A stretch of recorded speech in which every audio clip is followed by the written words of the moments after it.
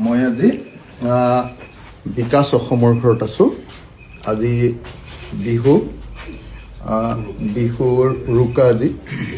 এই উৰুকাৰ দিনা এইখন ঘৰ আমাৰ শিৱসাগৰ বিধানসভা সমষ্টিৰ কোঁৱৰপুৰৰ বিখ্যাত কোঁৱৰপুৰ গাঁৱৰ বিকাশ অসমৰ ঘৰ।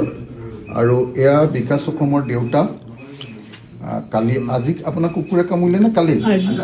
আজি আকৌ দেউতাক মানে কুকুৰে কামুৰিছিলে, গতিকে হস্পিটেললৈ গৈছিলে, এইমাত্ৰ আহিলে। আৰু এয়া বিকাশ অসমৰ মা। মই মাক আজি মোৰ ঘৰত যেনেকৈ বিহুৰ দিনা মাক সেৱা কৰোঁ, যিহেতু বিকাশ নাই সেইকাৰণে মই বিকাশ অসমৰ মাকক অৰ্থাৎ মোৰ মাক এবাৰ সেৱা কৰিবলৈ আহিলোঁ, দেউতাকো সেৱা কৰিবলৈ আহিলোঁ। আৰু বিকাশ অসম সোনকালে মুকলি হওক। এইটো বৰ দুৰ্ভাগ্যজনক ঘটনা যে হিমন্ত বিশ্ব শৰ্মা চৰকাৰে আমাৰ ল'ৰাবিলাকক এনেকৈ অত্যাচাৰ কৰি ইটোৰ পিছত সিটো গোচৰ জাপি দি অসমত প্ৰতিবাদ নাইকিয়া কৰিব খুজিছে। বিকাশক ধৰি নোৱাৰ প্ৰধান কাৰণটোৱে হ'ল বিকাশে জুবিন গাৰ্গৰ ন্যায়ৰ কাৰণে দাবী উত্থাপন কৰিছিলে। আৰু সেই সময়ত হাজাৰ হাজাৰ মানুহে বিকাশক জুবিন গাৰ্গৰ ন্যায়ৰ দাবীটো উত্থাপন কৰোঁতে তাক সমৰ্থন কৰিছিলে।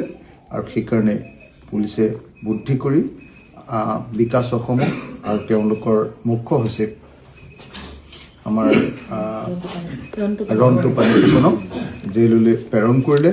আৰু প্ৰেৰণ কৰি ইটোৰ পিছত সিটো এতিয়া বিকাশৰ মই পত্নীৰ লগতো তেখেতৰ কথা পাতিলোঁ। মানসী দহোটীয়া মানসীয়ে ক'লে যে বিকাশৰ ওপৰত এতিয়ালৈকে 7টা গোচৰ লগাইছে।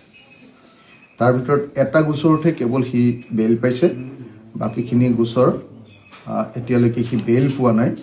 আমি আশা কৰিছোঁ ফেব্ৰুৱাৰী মাহৰ ভিতৰত বিকাশ ওলাই আহক। আৰু লগতে আমাৰ ৰন্টু পানিফুকন, সিও মোৰ ভাই, গতিকে ৰন্টু পানিফুকনকো আমি উলিয়াই আনিবলৈ চেষ্টা কৰিব লাগিব। আমি সকলোৱে মিলি সিহঁতক উলিয়াই আনিম। সিহঁতে দেশৰ কাৰণে, দহৰ কাৰণে, মানুহৰ কাৰণে, জুবিনদাৰ কাৰণে মাত মাতি এনেকৈ জেললৈ গৈছে। মই অতি সোনকালে বিকাশ অসমক জেলৰ পৰা উলিয়াই দিবলৈ অসমৰ মুখ্যমন্ত্ৰীৰ ওচৰত দাবী জনাইছোঁ, অসমৰ গৃহমন্ত্ৰীৰ ওচৰত দাবী জনাইছোঁ। আৰু আজি অসমীয়াৰ বিহুৰ দিনটোত, উৰুকাৰ দিনটোত, ভোগালীৰ উৰুকাৰ দিনটোত মই দুজন এগৰাকী পিতৃ আৰু এগৰাকী মাতৃ যাৰ সন্তানে এতিয়া জেলত আছে আৰু জুবিনদাৰ কাৰণে মাত মাতি জেলত আছে, সেই পৰিয়ালটিৰ পিতৃ মাতৃৰ ওচৰত আহি সেৱা লৈছোঁ, তেখেতসকলৰ লগত আছোঁ। আৰু আশা কৰোঁ যে অসমৰ সকলো মানুহে আমাৰ বিকাশ অসমৰ মুক্তিৰ কাৰণে আৰু ৰন্টু পানিফুকনৰ মুক্তিৰ কাৰণে অতি সোনকালে জেলৰ পৰা ৰিলিজ কৰি দিবৰ কাৰণে আমি সকলোৱে দাবী জনাম। মই আকৌ এবাৰ অসমৰ মুখ্যমন্ত্ৰী তথা অসমৰ গৃহমন্ত্ৰী আৰু অসমৰ DGPক দাবী জনাইছোঁ যে আজি বিহুৰ দিনটোত দাবী জনাইছোঁ, আমি ৰাইজৰ দলৰ তৰফৰ পৰা আৰু শিৱসাগৰ সমষ্টিৰ বিধায়ক হিচাপে, যিহেতু মোৰ সমষ্টিৰ ভিতৰত এজন ল'ৰা কেনেকৈ জেললৈ ভৰোৱা হৈছে, গতিকে অতি সোনকালে তেওঁক জেলৰ পৰা মুক্ত কৰি দিবৰ কাৰণে মই দাবী জনাইছোঁ।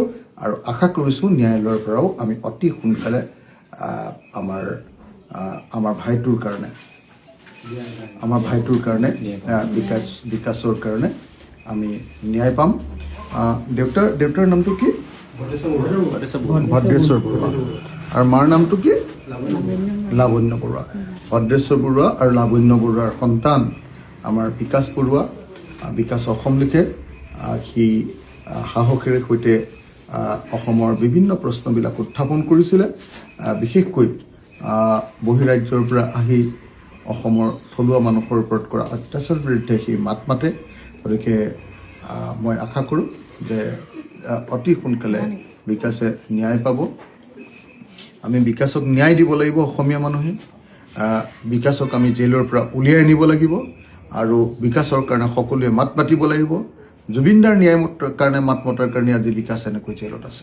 গতিকে তাক আমি জেলৰ পৰা উলিয়াই আনিবই লাগিব আৰু লগতে ৰন্টু পানিফুকনকো আমি জেলৰ পৰা উলিয়াই আনিব লাগিব। মই অতি সোনকালে, যিমান সোনকালে পাৰোঁ আদালতৰ পৰা কেনেকৈ উলিয়াই আনিব পাৰি তাৰ কাৰণে আইনসংগত ব্যৱস্থাবিলাকো গ্ৰহণ কৰিবৰ কাৰণে চেষ্টা কৰিম। ঠিক আছে দেই এবাৰ দেউতাক মাক একেলগতে এটা